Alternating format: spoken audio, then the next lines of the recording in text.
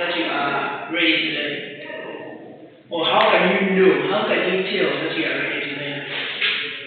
Alright, so you can know whether you are ready to learn by one, assessing your current situation.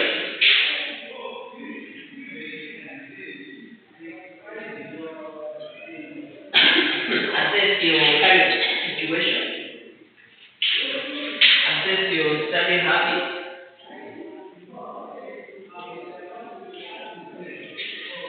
Family situation.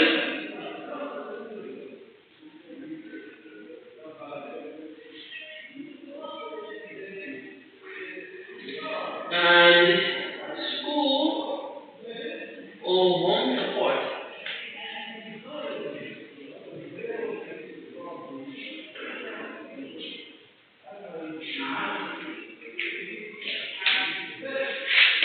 So that's the first step. I want to learn.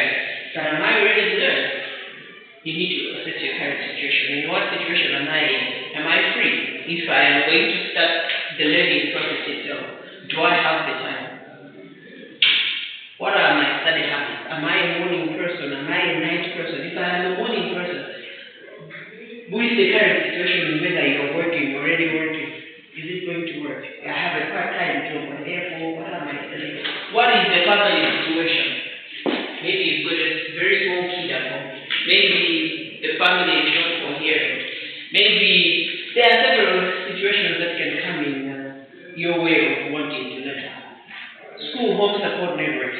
Is it just me that wants to learn, or is it everybody else are ready to let me go so that I do my learning? Are they going to support me and so on and so on? So when you answer these questions, whatever answer you are going to get, then you'll be in a position to know it. First step done, I am ready to learn. You can also, when you assess this situation, and then you arrive at an answer, you can use that to check with your goals, or you can use that to check with past happening. Last time I wanted to learn, this is what was happening. I was able to finish the learning, or I was not able to. So that has to be put into consideration. You evaluate your past experiences, and if there were any others. But the second step is that self-directed learning is goal setting. Set a goal. Goal setting is the other step. Okay, so if you have set the goals, then you should also be able to develop a sequence of learning activities.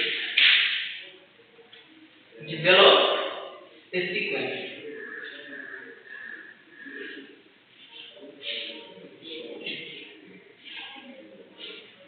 Develop a sequence of learning activities. So, this sequence that you're going to build up has to be in line with the goals that have been set. I want to achieve this goal here. So you are going to put building blocks that are going to take you where you want to be. So however you are going to sequence your activities, make sure they are going towards where you intend to be. So at the end of the day, you need to evaluate each learning activity and decide whether it is on the right path.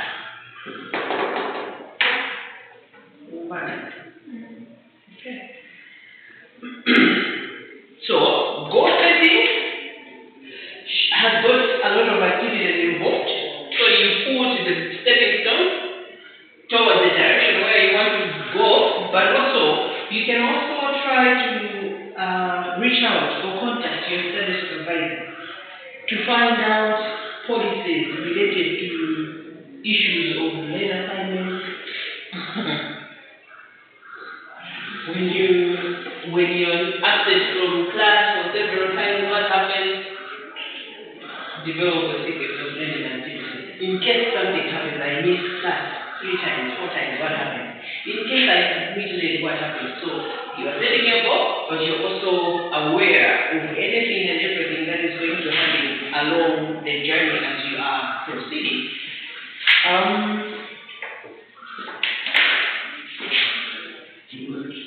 We don't have that.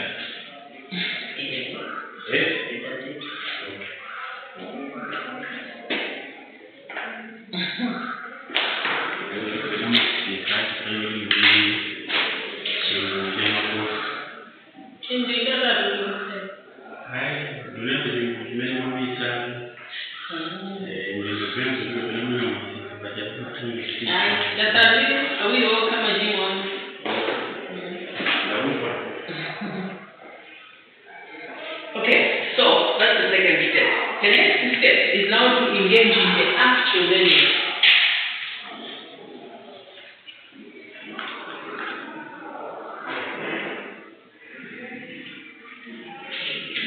Engagement in the actual learning.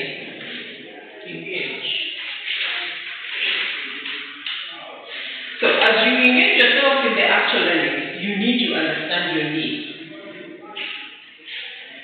With the learning that's taking place, you need to understand your needs. What are these needs that we are talking about? It could be cognitive, the slow learner. Understand yourself. If I am a slow learner, therefore, you need to go back and revisit your learning sequence. If it's about cognitive or emotional needs, make sure you take care of that. Be aware. Emotional needs. Is it about material?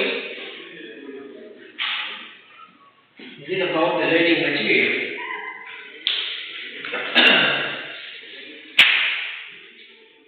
Do I have access to learning materials? Do I have how to buy if they need to buy? So all that has to come in this third stage where you are engaged, where the actual learning has started taking place. What is my attitude towards the learning material?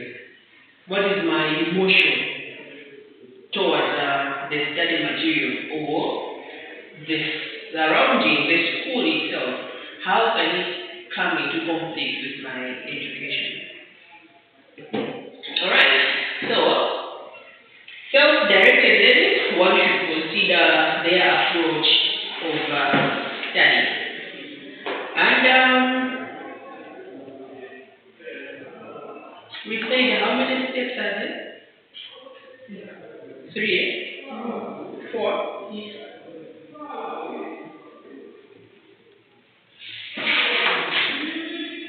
Okay. Yes, we are going to come to the 4th one later. But let's talk a bit more on this one. When you now begin the learning itself.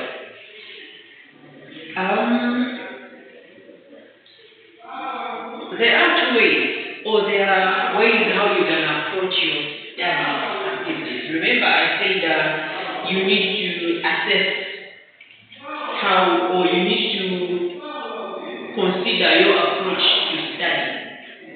There are different ways of studying. I know how I study. I don't go line after line when I study. I just look through what I study. So, when the actual learning has come into play, apart from knowing your needs, understanding your needs, whether it's cognitive, emotional, material needs, you also need to consider your approach of study. So there are 3 basic approaches to study. Remember, we are talking about steps, and these basic approaches, they are coming under the first stage. The first one is surface approach. Surface approach.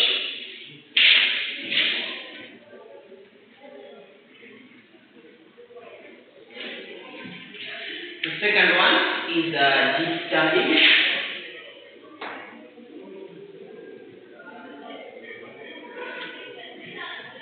And the third one is strategic study.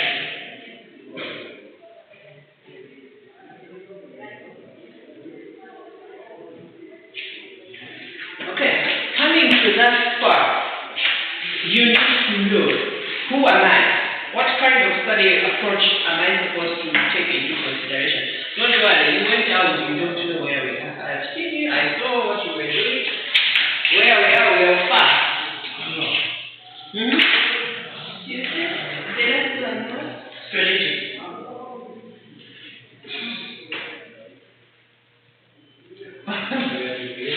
Where are okay, surface approach, deep studying, strategic study. What is this all about?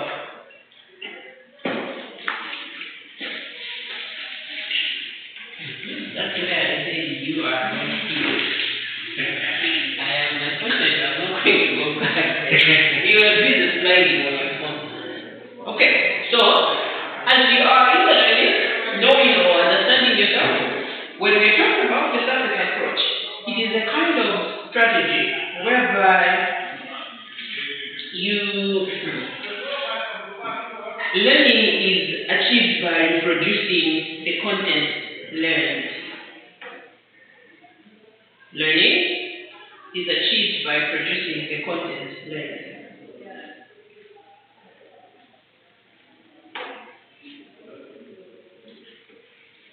So, garbage in, garbage out. Whatever I am going to say here is just that which is going to be in your head.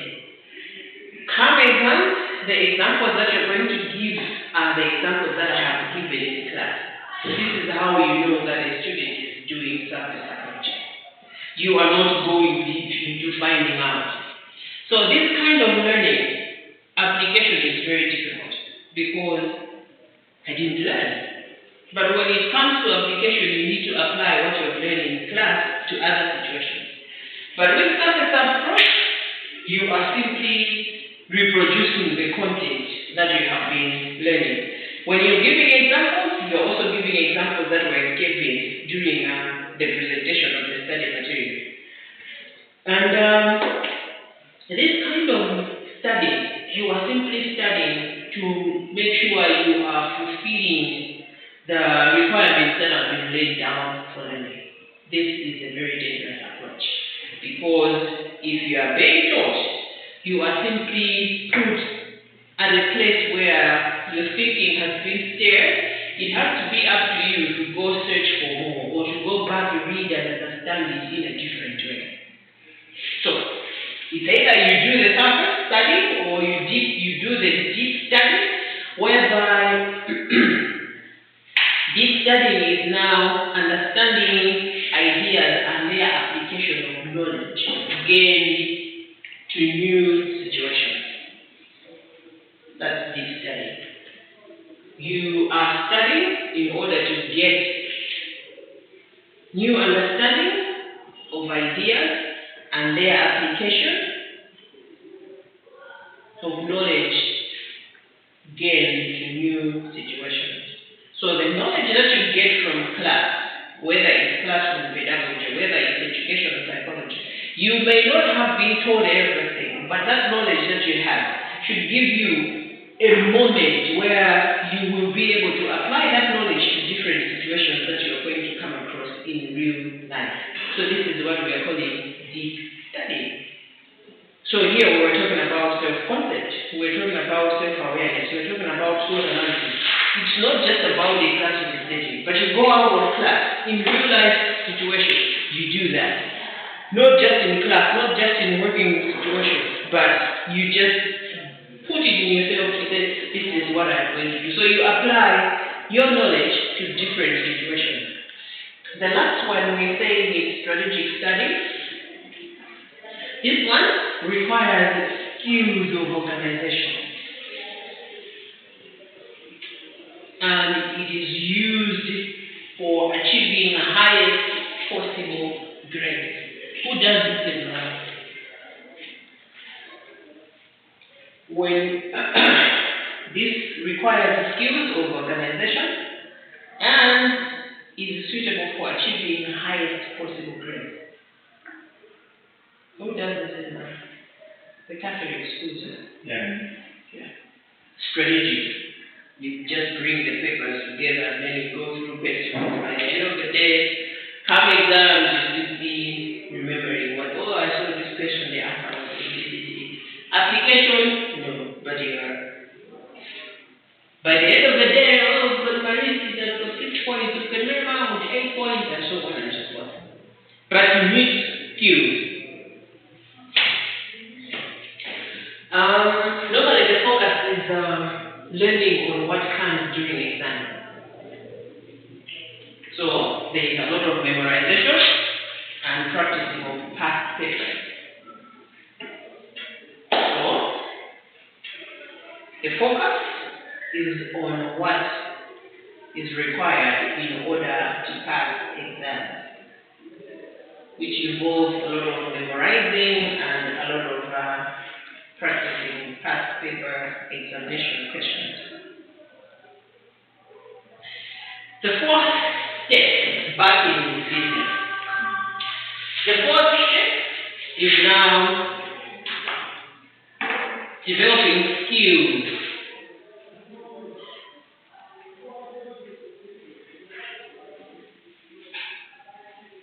The fourth, did you write developing skills? Yeah, the fourth step in developing skills for independent learning is evaluation.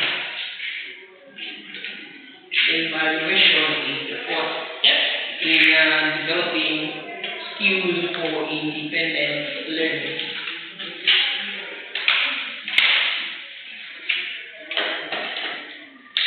So this evaluation requires self-reflection and self-evaluation. Self-evaluation and self-reflection. This can also be done through the supervisor that is dealing with your studies. You evaluate yourself by asking the supervisor, how am I doing? And then you get feedback. When you get feedback, you reflect on the feedback, whether it's through exams, whether it's through word of mouth.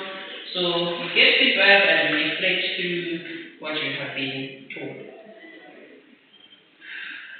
What do you think are the advantages of self-directed learning?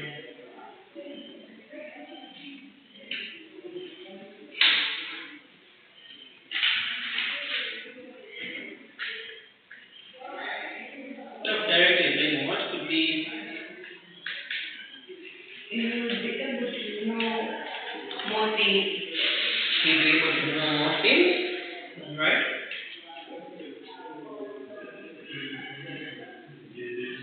It's also important because you know who, to get people to know who you are. Okay, it helps you to know who you are. Yeah. Okay, if I say self-directed learning helps in long life learning, can that be true? Self-directed learning results to or enhances lifelong learning, whereby even when you are not in class, you are outside the classroom, but you have a quest of learning because you want to know. I just want to know. I just want to know. So living that kind of life, you are constantly in search for new information that is going to help you in one way or the other. So the advantage is that it enhances lifelong learning. The other advantage is that it also gives you survival skills for university life. It gives you survival skills for university life. It also enhances lifelong learning. There are times that does not happen here very often. The lecturer will just come on the marker on the whiteboard and say, please go and read on the following author, let's meet next week. Done. So if you're not a self-directed learner, it's going to be quite difficult to come up with information because you want someone to stand in front of you and make noise and you listen, come exams, give them back what you're doing. But it's not for you to go and search. But in colleges and in universities, this is something that you need to get rid of. Okay, go and find out what it means to say long life learning. I can give you an example of a book where you can find it at, and then you BF Skinner 2023. Alright, any question? We meet next week. And then we go down. For him, he has done his work, he has signed. What is happening? University students are expected to be self-directed learners. They should be able to go out and look for information.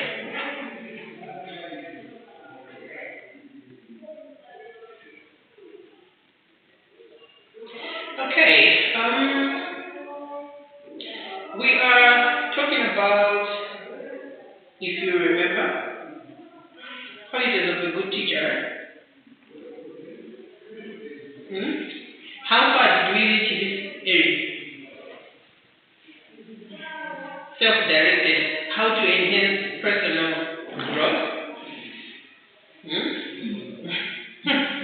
through positive attitude. Then we say you can have positive attitude or developing a positive mental attitude for personal development. So we looked at ways how you can have a positive attitude, and then we say you need to have that ability of removing stress, dealing with stress. You should have problem-solving skills. The moment you are able to solve problems, every challenge that comes your way, every threat that comes your way is not going to be looked at as a threat. It's going to turn to a challenge. If you are able to deal with your stress, you'll be able to handle them with a key. We also say that you need to take care of your mental blocks and be able to address today's realities. All that is coming from that area where we are saying, how do you enhance your personal development through positive mental attitude? So from there, that's when now we were talking about the stereotypes, and we are also saying if you've got a positive attitude, you should be a self-directed learner. Okay. So, having said that, after talking about the self-directed learner, the other one, you should also be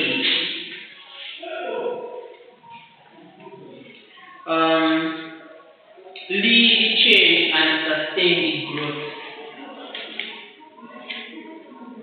Lead change or leading change and sustain growth.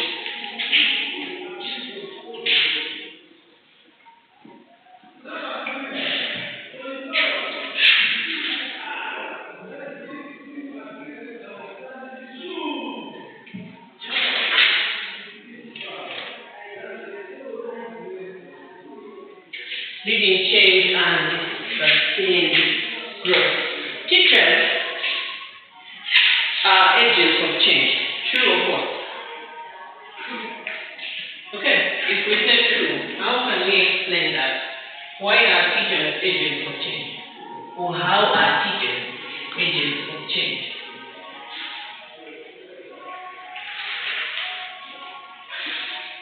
Is it your assignment? Yes. No.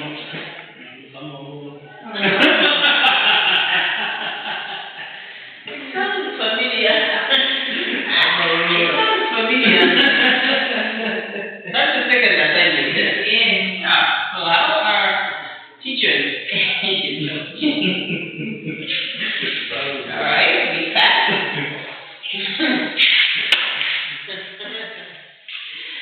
Okay, when we're talking about an agent, we are talking about a person who inspires others or inspires other people's decisions towards the desired direction. So, agent of change.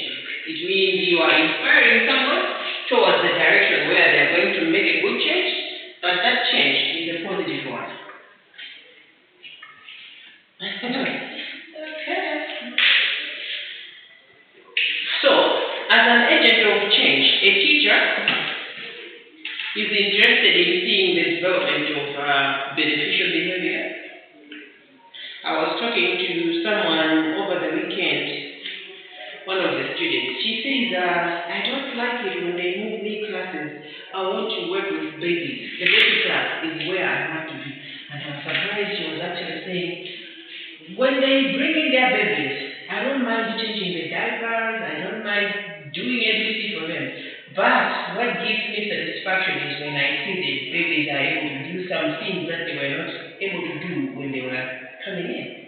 So, much as I want to take them to the next class so that I see them develop, but I also miss my baby class. So I would rather deal with them, give them to somebody else so that I also take care of the other babies that I have.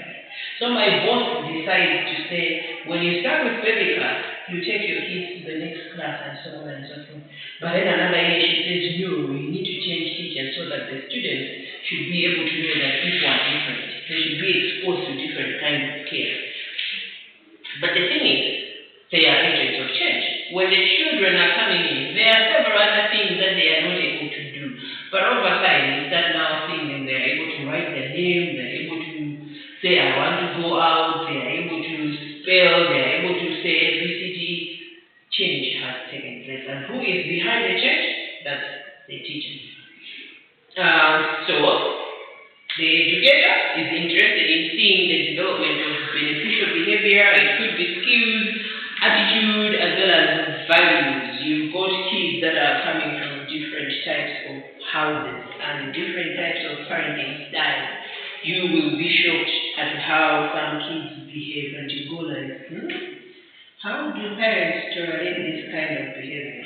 But then, by and by, teacher instills something different in this child and eventually they tend to change. So, I'm not going to say much on this one. I would want you to be self-directed learners. Go and find out why are we saying teachers are agents of change. Yes. Okay. We jump to that one. We're talking about giving one 100% in everything you do, or quality time in everything you do. This is also a way of enhancing personal development. Given a task, give it your all. When you give it your all, by the time you finish that task, you know how to do it. In college, we had other people that used to say, which was true. They will simply go on the net, find the information, start paste, but they are not in the information that they are using. By the end of the day, they finish the degree. When they want to do masters, they have problems. They don't know how to do a research. What happened? Their research was a copy from something else, from someone else. They did do the research and all that kind of stuff. But we are saying, if you want to develop, give it your all. By the time you finish that work, you know everything about it, and you have developed.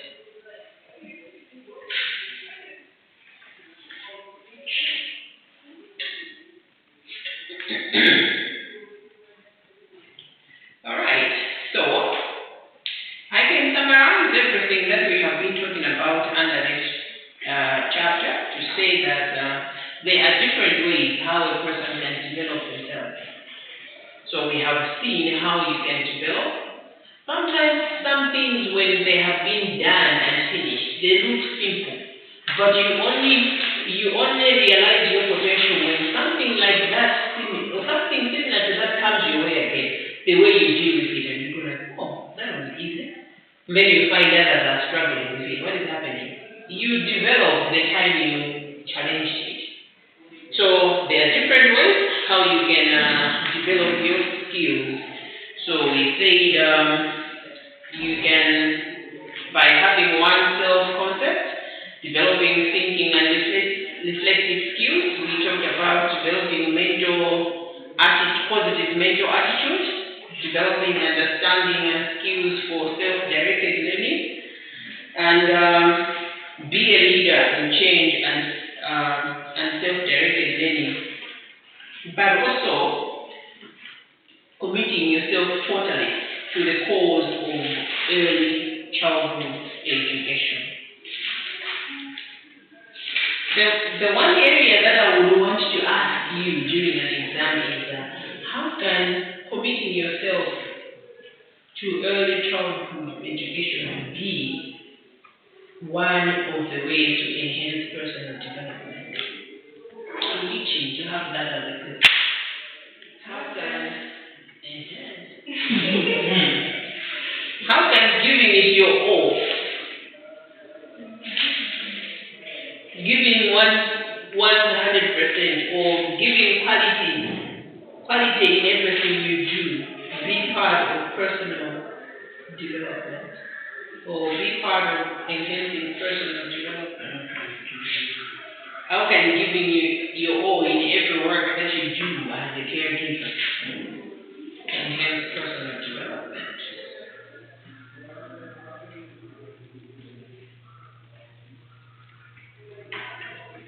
Alright, how does self-concept influence self-development?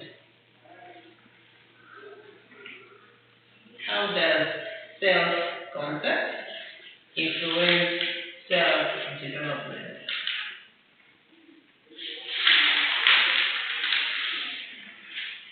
Anyone with an idea?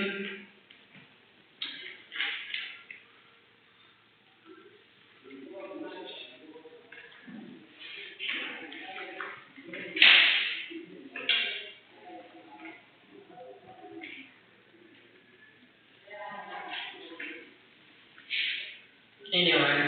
How does self-concept influence self-development?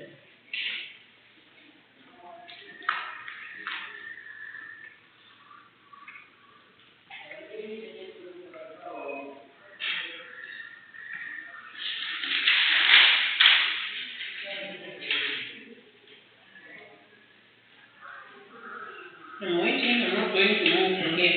If no answer is going to come forth, it means learning hasn't taken place.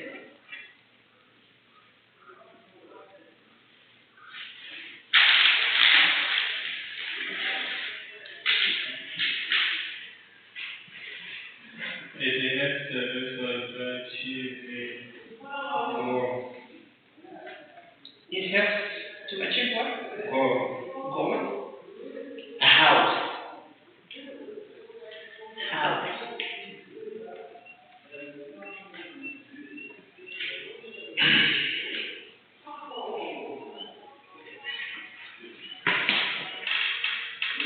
How?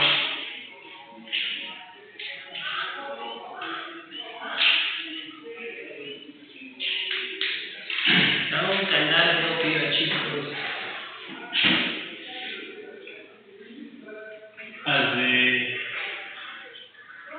you know who you are, what you want to become. Yeah, the ways you develop, achieve. Yes. Okay. Alright, that is suggestion. What each one of us is going to say something. What else?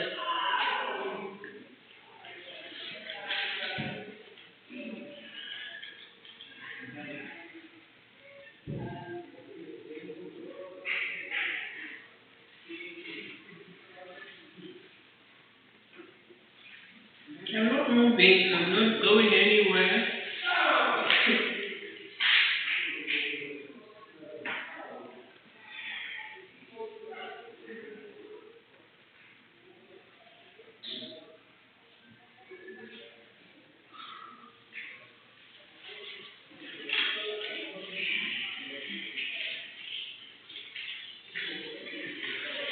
How does self-concept influence self-development?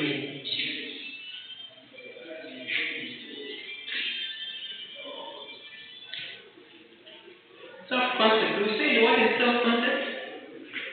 The way you view yourself. Yeah. Okay. So how does that influence self-development?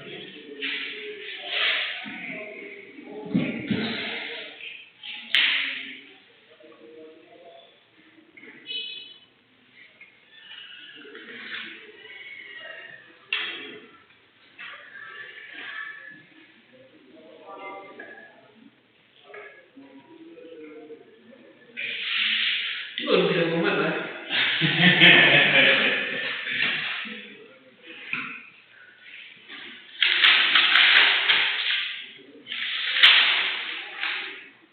As you know, this is the challenges. You can be able to manage your weaknesses or challenges. Okay, so when you know your strengths and your weaknesses, you'll be able to manage your challenges. Yeah. Thank you. Kudesh, Ruth.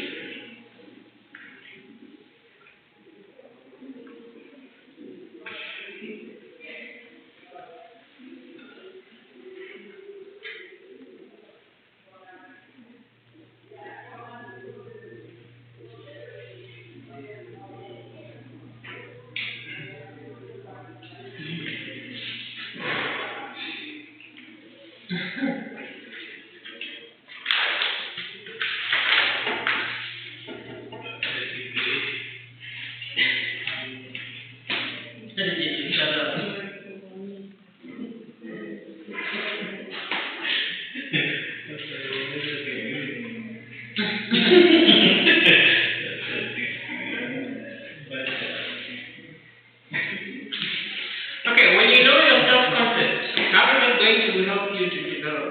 When you know your self-concept, you know your abilities. You've got a view of who you are, what you can and what you cannot do. So if you hold yourself highly, you will be in a position to venture into other things. You are going to be a go-getter. You are going to take risks, and in the course of doing that, you will develop it. But if your self-concept is like, I think I can't, you are not going to develop because you want to be able to manage a lot of things. Your problem-solving skills, very low. Managing stress, leading a change, no.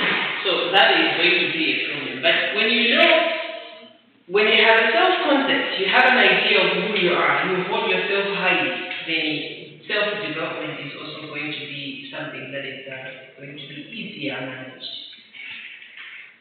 In relation to the concept of self-development, write short notes about the following: patience, enthusiasm, versatility, strength and problem-solving skills, mental blocks and stereotypes. But these are possible questions in relation to the concept of self-development. Write short notes about the following: patience, enthusiasm, versatility. So what do you have to write about patience, versatility, and enthusiasm in as far as self-development is concerned? Describe the real-life factors that will influence the personal growth of an early child educator.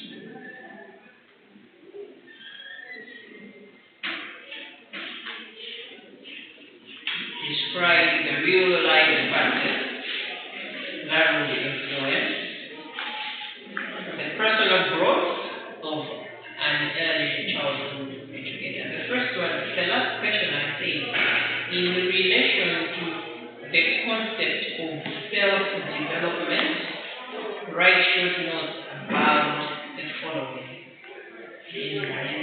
patience, enthusiasm, and versatility. I also say strength and problem solving, mental blocks and stereotypes. In relation to the concept of self-development, write short notes about the following: mental blocks and stereotypes, stress and problem solving, patience, enthusiasm, and versatility. So the other one I say, describe the real life factors that would influence personal growth of an early childhood educator.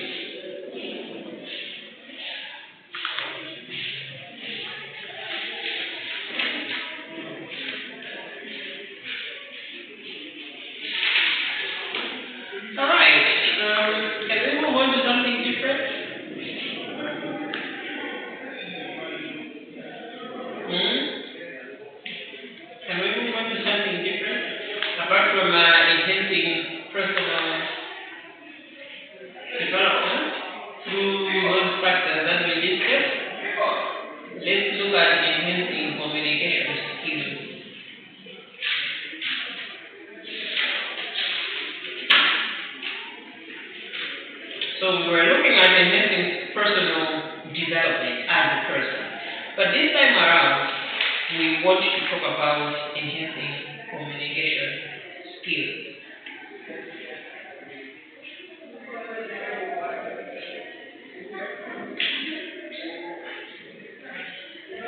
Alright,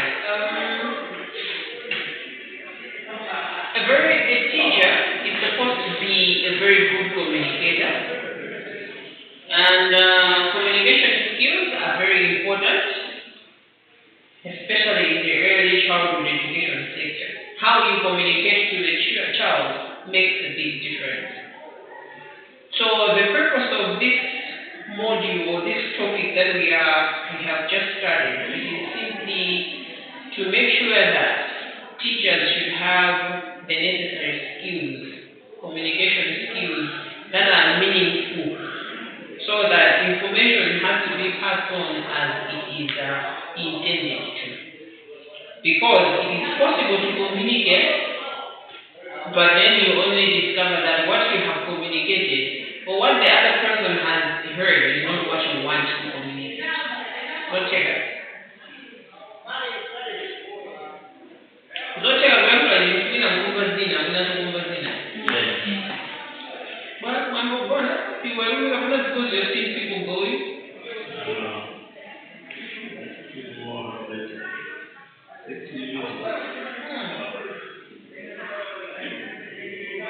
Alright, so when you're talking about communication, it is a meaningful exchange of information between two or a group of people. Meaningful communication. That carries a lot. Meaningful communication. I am here, am I communicating to you guys, or you look at me and you sound like I'm just making some sounds that are nonsensical. So, the two types of basic communication are verbal and non-verbal. Basic types of communication, verbal and non-verbal. Both of them, whether it's verbal or non-verbal, they make good use of visual aids.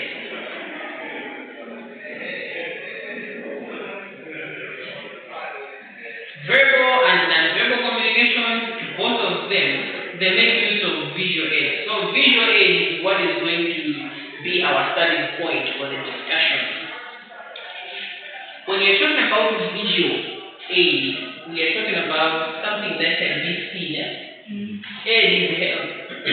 So you can use something that your audience sees to make them, to help them understand what you're trying to put across.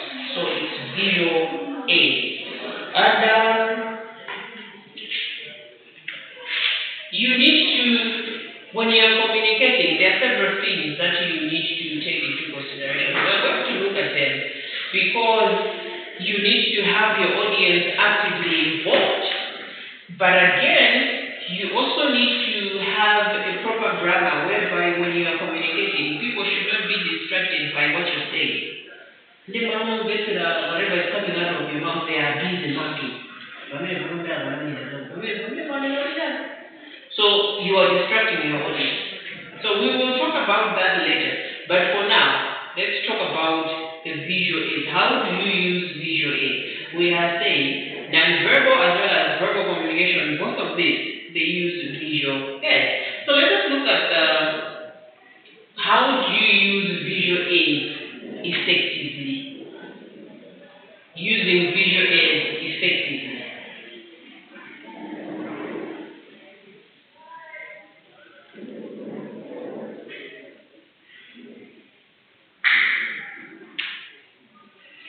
Okay, teaching and learning is one of an example of communication. Communication is two-way. So, while most people think that teaching and learning process as a form of verbal communication, it also makes a lot of use of non-verbal channels. We look at learning and teaching and learning as a verbal kind of communication. But the truth of the matter is, there is also a lot of the use of non-verbal channels.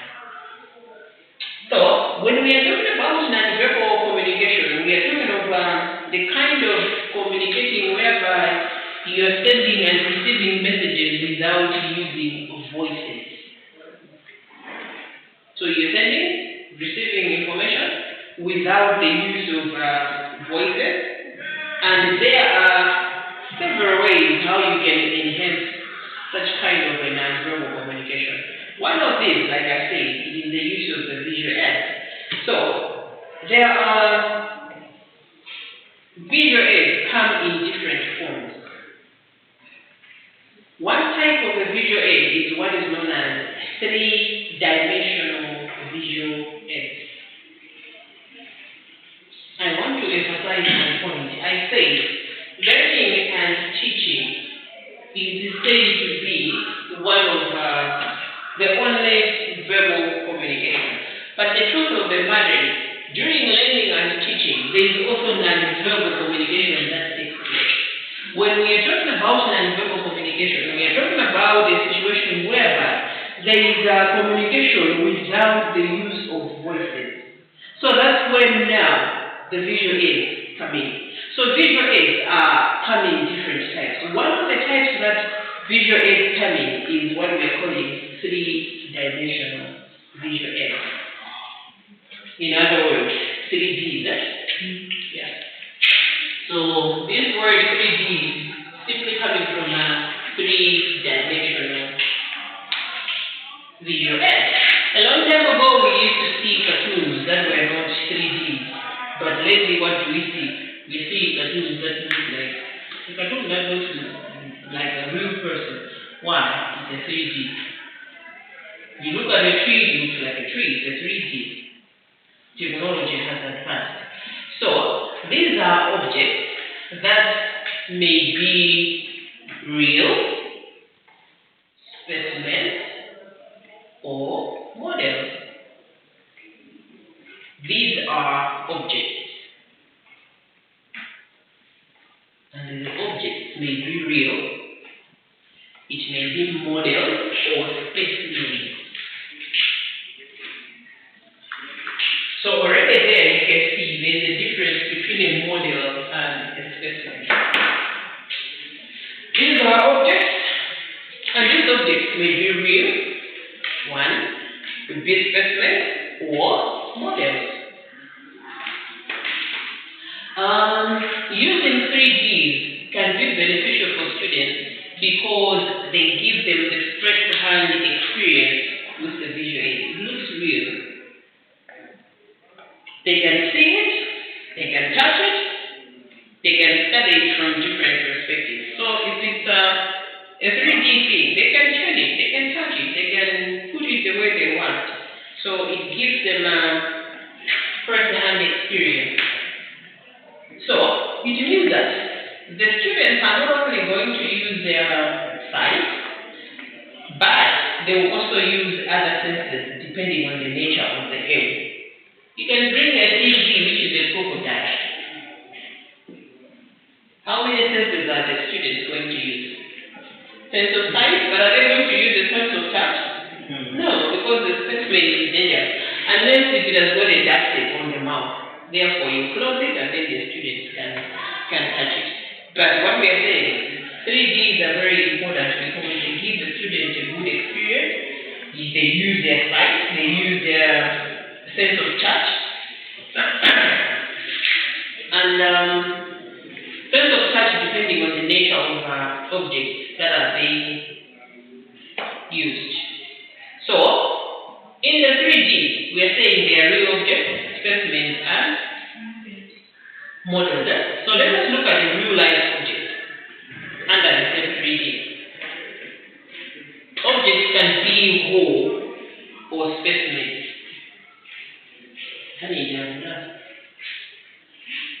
Real objects. So objects can be whole or specimens.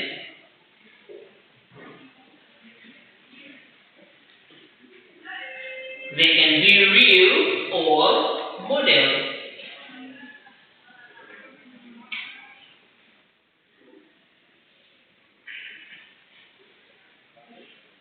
Okay, so if we say real life, real objects, they can be specimens, or they can be models, or they can be a whole.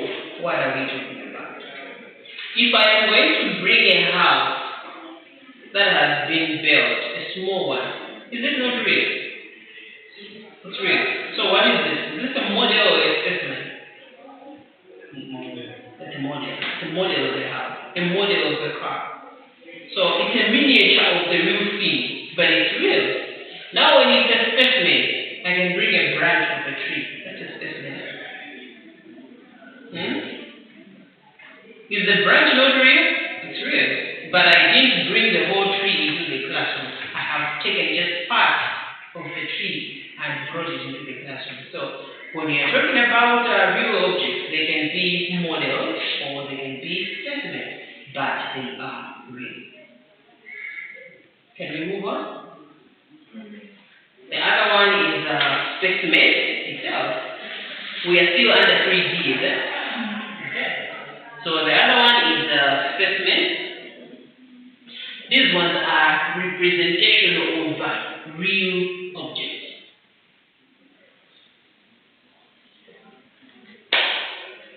Representations or representatives of real objects.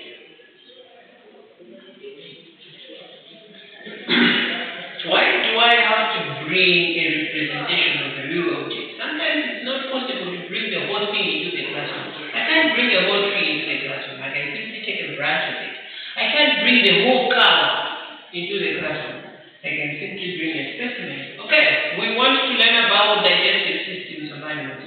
Data the chief food into the classroom. This is the Bible, this is the Omasam, this is the Bomasam, this is the whatever they call it. And there in the classroom. It could be messy because you've got all dirt inside the lesson.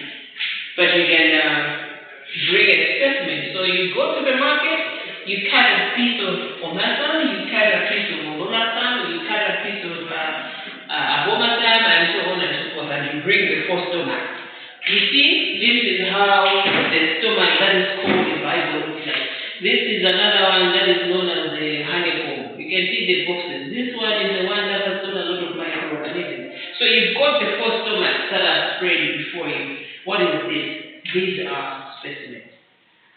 A representation of a real thing. Because for some reason, you can't bring the whole thing into the classroom. Maybe sometimes because they are too big, sometimes because if they are coming into the classroom, they can bite. They can cause damage to the students. Okay. You can also, if it's about insects, some insects can be dangerous. So you just bring in parts, bone, the hair of some animal, and so on and so forth. We've seen frogs that have been dried, put on a paper. We've seen butterflies that are dried and put on a paper. These are all specimens. Now, models. Models are replicas or imitations of real objects. Replica. R-E-P-L-I-C-A. Replica of real things. It could be objects, it could be people. So we have seen models of Jesus, we have seen models of Maria, and so on and so forth. So it is a replica of a real thing. So most of the time replicas are used when, or models are used when the real objects are not available. Jesus come here, the Sunday school kids want to see, not possible. What do? They just bring in their model of Jesus, they just bring in their model of Maria. Or we want to see the Eiffel Tower. Where do we find Eiffel Tower? In France. How does the Eiffel Tower look like? Nobody knows. So what do? You bring in the Eiffel Tower, a model of an Eiffel Tower into the classroom, and then everybody else sees it. Why? Because it is too far. Or sometimes it's too big. Sometimes it's something or too dangerous. So students are able to see that using models. This is how a lion looks like. What do you think about fashion? She doesn't go on danger. I'm seeing a lot of yawning and stretching. Okay, so we have talked about the 3D as an example of visual aids. I can forgive you. Let's stop there. Next time we meet, we will talk about the printed material and visual aids. Printed material and visual aids.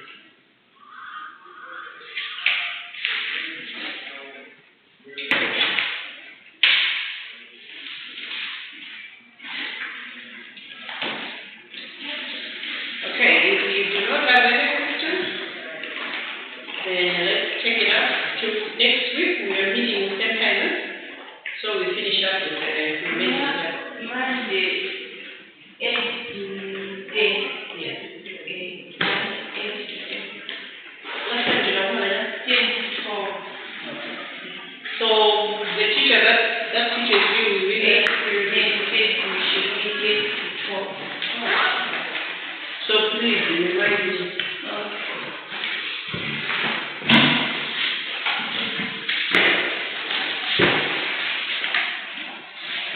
Wait a minute. What time? Because Today is what? Tuesday? yeah. That's fine.